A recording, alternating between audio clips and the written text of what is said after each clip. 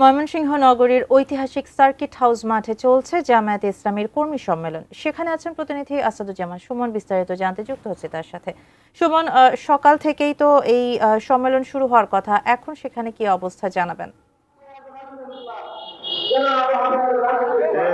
ধন্যবাদ আপনাকে শাহানা। আসলে যে এই বাংলাদেশ জামায়াতে ইসলামীর যে কর্মী সম্মেলন সেটি কিন্তু সকাল 9টা থেকে শুরু হওয়ার কথা, কিন্তু একটু দেরি করে শুরু হয়েছে।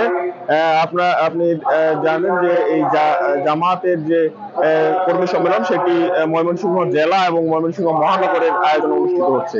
এই যে জামাতের কর্মী সম্মেলন, এখানে কিন্তু একদম সকাল থেকেই উপজেলা, ইউনিয়ন এবং ওয়ার্ড পর্যায়ের যে নেতা কর্মী রয়েছে তারা কিন্তু স্লোগানে তারা এই ঐতিহাসিক সার্কিট হাউস ময়দান, এই ময়দানে কিন্তু এসে তারা জড়ো হচ্ছে এবং তারা অধীর আগ্রহ বসে আছে যে তাদের যে আমির, জামাতে আমির ডাক্তার শফিকুর রহমান তাদের জন্য যে দিক নির্দেশনা দিবেন, সেই দিক নির্দেশনা নিয়ে তারা আবার মাঠে ঝাঁপিয়ে পড়বেন মানুষের ভোট প্রার্থনা করার জন্য এবং মানুষকে যেন তাদের দলের পক্ষে টানা যায় সেটির জন্য তারা কাজ করবেন। তাদের যে তারা এই নির্দেশনা নেওয়ার কিন্তু অধীর আগ্রহে বসে আছেন। আমরা জামাতের কর্মীদের সাথে কথা বলেছি, তারা আমাদেরকে জানিয়েছেন যে ইনসাফের এবং ইসলামিক রাষ্ট্র হিসাবে জামাতে ইসলামীকে তারা রাষ্ট্রীয় ক্ষমতায় দেখতে চায় এবং তারা রাষ্ট্রীয় ক্ষমতায় গেলে তারা ইসলামের আইন প্রতিষ্ঠিত করবে বাংলাদেশে, এমনটি তারা বলছেন।